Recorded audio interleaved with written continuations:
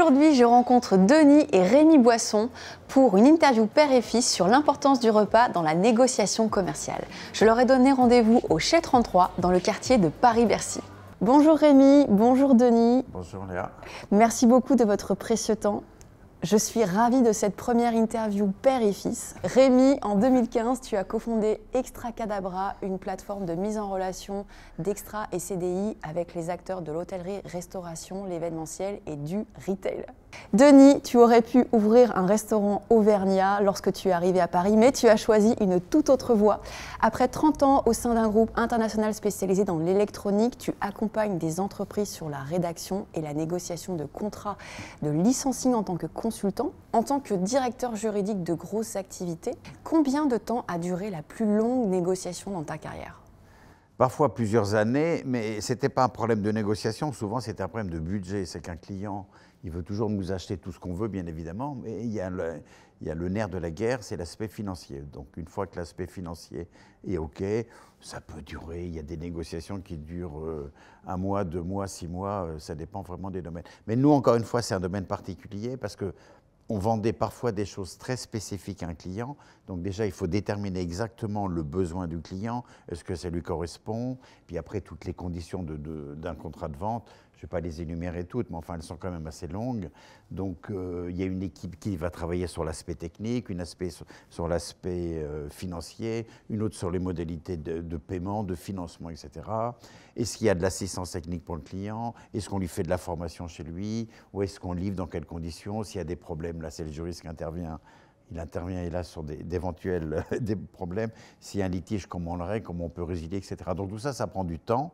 Le rôle de la gastronomie au milieu de tout ça, c'est évidemment très important. Ça permet d'arrondir les angles, d'avoir de bons contacts avec les gens. Donc ça, c'est très, très important. Mais les négociations dans notre domaine, ce sont des mesures de longue haleine. Et le mythe de la signature du contrat entre deux portes, à table, etc., bon, ce n'est pas du tout dans notre domaine. Peut-être que dans d'autres domaines, on peut acheter des tonnes de maïs ou de blé en 1 heure si on se met d'accord sur un prix, mais ce n'est pas dans notre domaine. Qu'est-ce qui est important dans une négociation, selon vous ? Le rapport de force, bien comprendre le rapport de force. Et après, il y a évidemment le talent des négociateurs. Voilà. La négociation, c'est l'école de la modestie. Et c'est pour cette raison que les Français, contents de nous, etc., on n'est pas forcément toujours exceptionnel quand on compare à d'autres pays. Et j'ajoute, les femmes sont en général bien meilleures que les hommes. Parce qu'une négociation, c'est quoi? C'est prendre quelque chose à l'autre et lui faire croire qu'il a gagné. Donc c'est une attitude très curieuse, c'est une attitude de modestie. Et dans ce domaine-là, les femmes sont quand même bien meilleures.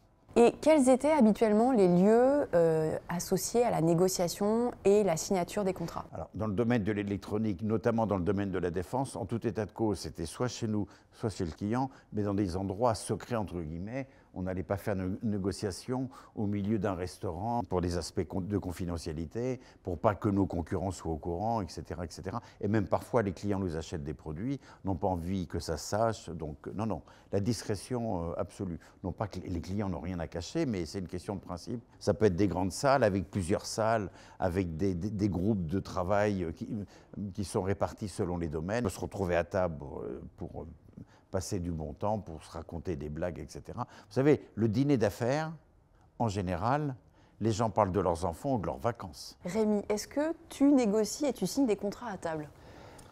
On fait beaucoup de rendez-vous à table avec des partenaires, avec des clients, mais c'est plutôt des moments soit de contour de partenariat, des choses comme ça, soit ensuite des clients qu'on a déjà pour les fidéliser là-dessus. Donc, c'est pareil, ce n'est pas des moments vraiment de négociation pure, ça peut être un moment, voilà, la façon de discuter la façon dont on va travailler. Et voilà, comme disait papa, c'est des moments vraiment importants, voilà, pour détendre l'atmosphère, pour bien se connaître et pouvoir mettre un bon contexte pour la négociation. Mais ce n'est pas un moment de négociation pure, c'est un moment de business, parce que c'est vraiment, c'est comment on va travailler ensemble ou comment on a déjà travaillé ensemble et comment on peut s'améliorer. Mais c'est pas vraiment un moment, voilà, c'est ces moments-là qui sont très importants à table, quoi. D'accord. Et alors, quel bon conseil de ton père mets-tu en pratique? J'ai quand même eu la chance d'avoir comme des conseils à la maison, hein. Je trie parmi tous les conseils qu'on peut avoir.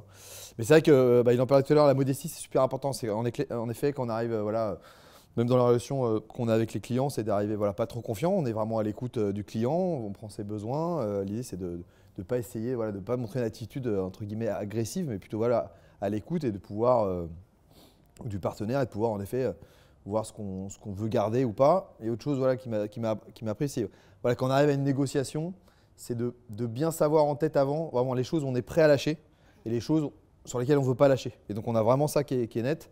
Et quand on a ces deux éléments là qui sont clairs, après on peut naviguer facilement entre les deux là-dessus, quoi. Quand tu invites un client à déjeuner, quel est approximativement le budget? Les équipes commerciales ou account management ou CSM qui s'occupent des clients au quotidien, elles ont un budget vraiment là-dessus. On a vraiment un budget dédié. Et je dirais qu'en moyenne, ça va être 50 € par personne là-dessus. Quelquefois, en fonction voilà, de la taille du client ou l'événement, là-dessus, ça peut être peut-être un peu plus. Mais voilà, je dirais que c'est plutôt cet horizon-là, quoi. Sans donner de chiffres précis, mais quel est le montant approximatif d'un contrat que tu peux signer ou clôturer au terme de plusieurs rendez-vous? Contrairement à papa, nous, on ne signe pas un contrat sur un montant et ensuite c'est ça qui va se passer. Nous, parce que nous, en gros, vu qu'on propose des services d'extra ou de CDI, ça va être un peu à la consommation. Mais disons qu'en général, justement, c'est la phase peut-être du déjeuner, du dîner qu'on va avoir avant, c'est qu'on dessine un peu plus ou moins les contours des besoins que le restaurateur ou le groupe de restaurants ou de boulangerie va avoir besoin. Typiquement, voilà, il va nous dire j'ai 10 restaurants dans mon groupe et je pense que je vais avoir besoin de 2-3 personnes par jour. Donc on peut faire, voilà, une estimation et ensuite c'est là-dessus qu'on va pouvoir donner des réductions par rapport à un volume là-dessus. Et disons que voilà, sur une année, les clients, ça peut être 100 000 à 1 million, peut-être pour des gros clients, quoi. Le déjeuner-dîner, c'est vraiment des moments qui sont très importants pour nous, surtout pour la fidélisation. En gros, en début d'année, on fait souvent des campagnes là-dessus pour bien discuter avec les clients, prendre leurs besoins. Et puis c'est des moments, nous, on prend le besoin des clients et ça permet bien de creuser le besoin du client. Parce que souvent au téléphone, quand les équipes les ont au quotidien, en général, alors ça se passe bien en ce moment, oui, c'est plutôt pas mal. Et en fait, quand on va faire le rendez-vous, c'est là qu'on va avoir du temps de se poser, de recul, et que le client peut peut-être dire « Ah oui, il y a peut-être ça qui ne va pas trop là-dessus ». On avait fait par exemple, on avait fait une étude au téléphone, les équipes demandaient à un client alors, comment ça s'est passé, c'était un gros client qu'on avait, comment ça se passe au quotidien, plutôt un retour de 7-8 sur 10. Et en fait, on a fait un déjeuner après, et en fait, il était plutôt à 5-6. Et donc, mais pas de problème, parce qu'en fait, on a pu avoir le retour. Parce que nous, ce qui est important, c'est d'avoir le retour, parce que dès qu'on a le retour, on peut ajuster. Le pire, c'est d'avoir un client qui n'est pas satisfait et sur lequel on n'arrive pas à déceler vraiment ça. La gastronomie est une compétence relationnelle. Découvrez mes ateliers d'initiation et de perfectionnement au repas professionnel. On n'a pas 2 fois l'occasion de faire une première bonne impression.